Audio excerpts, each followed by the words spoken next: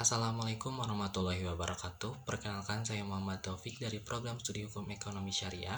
Di sini saya akan mempresentasikan mengenai laporan akhir kegiatan kuliah kerja lapangan saya yang berjudul Mekanisme Pembukaan Akun pada Aplikasi Pegadaian Syariah Digital dalam upaya peningkatan pelayanan kepada nasabah di era digitalisasi studi kasus Pegadaian Syariah Unit Sadakli. Latar belakang dari laporan ini adalah perkembangan ekonomi berbasis digital saat ini telah menghasilkan perubahan yang besar di banyak sektor, termasuk dalam bidang keuangan syariah.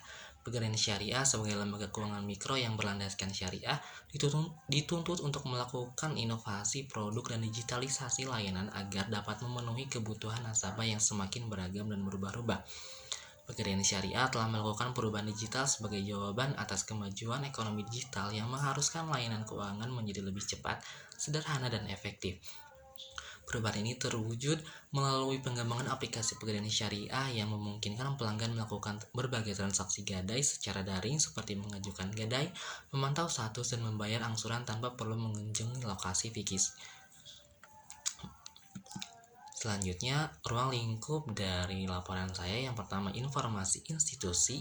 Pegadaian Syariah Unit Sadakling beralamat di Jalan Sadakling nomor 13, Kelurahan Burangrang, Kecamatan Lengkong, Kota Bandung. Adapun waktu pelaksanaan dari kegiatan ini adalah pada tanggal 28 Juli sampai dengan 1 September tahun 2025 atau 25 hari kerja, dan penempatan divisi saya ditempatkan pada divisi administrasi dan pelayanan customer service. Adapun tujuan dari pelaksanaan kegiatan ini adalah memantapkan penguasaan kompetensi yang telah ditentukan dalam kurikulum setiap program studi, menumbuhkan sikap profesional, memfasilitasi mahasiswa untuk menggunakan keterampilan profesional, dan manfaat dari pelaksanaan kegiatan ini adalah sebagai sarana untuk mengaplikasikan ilmu yang telah didapat di dunia perkuliahan dengan dunia kerja. Yang kedua, mahasiswa dapat melatih soft skill, mental, tanggung jawab, dan etika dalam bekerja. Adapun sejarah dari institusi Pegadaian Syariah adalah Pegadaian Syariah merupakan lembaga yang menawarkan berbagai produk termasuk tabungan, pinjaman, terutama gadai. Pegadaian Syariah merupakan salah satu badan usaha milik negara atau BUMN yang berada di bawah naungan OJK. Pegadaian Syariah resmi diluncurkan pada tanggal 4 Januari tahun 2003 dengan nama Unit Layanan Gadai Syariah atau ULJS di Jakarta. Setelah adanya pembukaan di Jakarta pada tahun 2003, Pegadaian Syariah menunjukkan perkembangan yang pesat. Adapun Pegadaian Syariah Unit Sadakling yang merupakan salah satu bagian dari jaringan Pegadaian Syariah cabang Situssaer didirikan untuk memperluas akses masyarakat terhadap produk gadai syariah di lokasi-lokasi tertentu. Unit ini mulai beroperasi pada mulai tahun 2011 atau 8 tahun setelah pendirian Pegadaian Syariah cabang Situssaer yang didirikan pada tahun 2003. Visi dari Pegadaian Syariah adalah menjadi the most valuable financial company di Indonesia dan sebagai agen inklusi keuangan pilihan utama masyarakat. Adapun misinya, yang pertama, memberikan manfaat dan keuntungan optimal bagi seluruh pemangku kepentingan dengan mengembangkan bisnis inti. Kedua, membangun bisnis yang lebih beragam dengan mengembangkan bisnis baru untuk menambah proposisi nilai ke nasabah dan pemangku kepentingan. Yang ketiga adalah memberikan service excellent dengan fokus nasabah melalui bisnis proses yang lebih sederhana dan digital, teknologi informasi yang handal dan mutakhir, praktek manajemen risiko yang kokoh, dan SDM yang profesional berbudaya kinerja baik.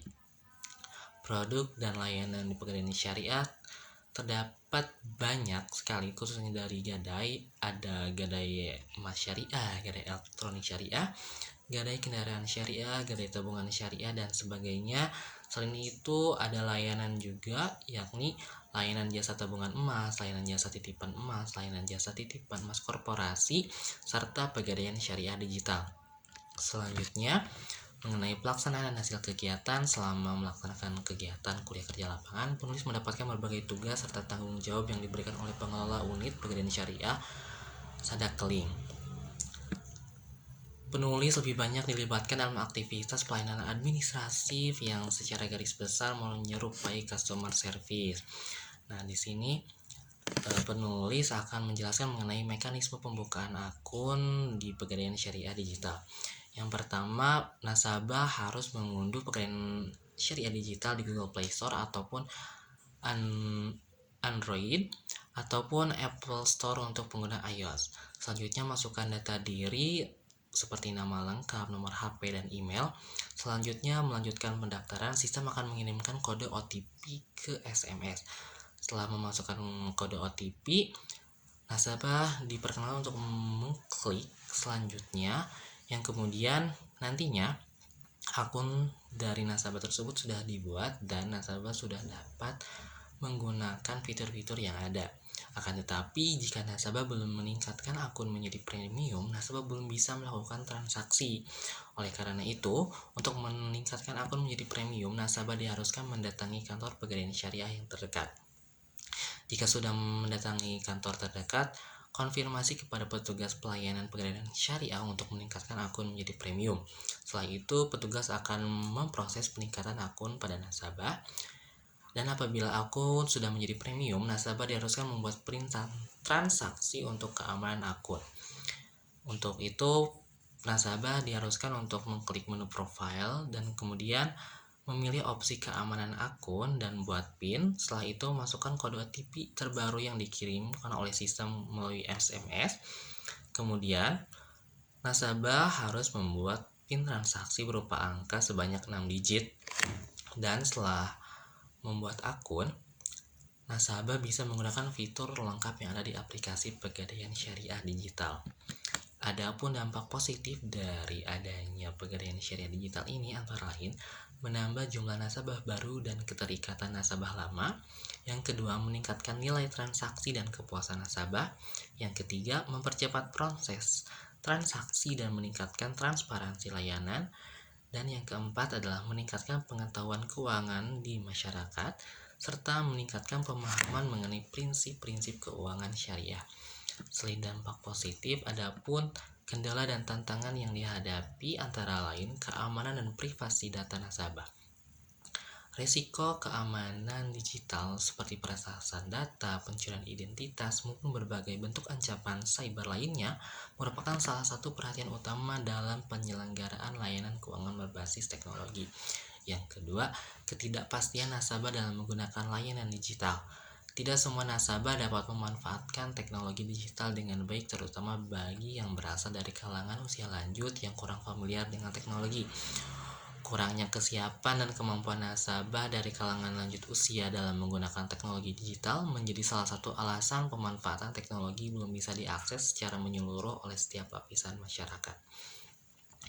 Dengan demikian, dapat disimpulkan bahwa kehadiran aplikasi Pegadaian Syariah Digital atau PSD terbukti meningkatkan efisiensi, transparansi, serta memperluas akses masyarakat terhadap pelayanan keuangan syariah. Tantangan yang dihadapi meliputi rendahnya literasi digital pada nasabah, terutama bagi nasabah usia lanjut, serta risiko keamanan data yang dapat mempengaruhi kepercayaan masyarakat. Adapun saran dari laporan ini adalah Pegadaian Syariah perlu meningkatkan edukasi dan literasi digital kepada nasabah, terutama bagi masyarakat yang kurang familiar dengan teknologi, agar aplikasi Pegadaian Syariah Digital dapat dimanfaatkan secara optimal oleh semua kalangan. Selain itu, penguatan sistem keamanan digital sangat penting untuk dilakukan, misalnya dengan peningkatan teknologi enkripsi, sistem autentifikasi berlapis, serta pemanfaatan keamanan secara real time, dan untuk melindungi data pribadi dari nasabah dan menjaga kepercayaan dari nasabah. Sekian dari presentasi yang dapat saya sampaikan. Terima kasih. Wassalamualaikum warahmatullahi wabarakatuh.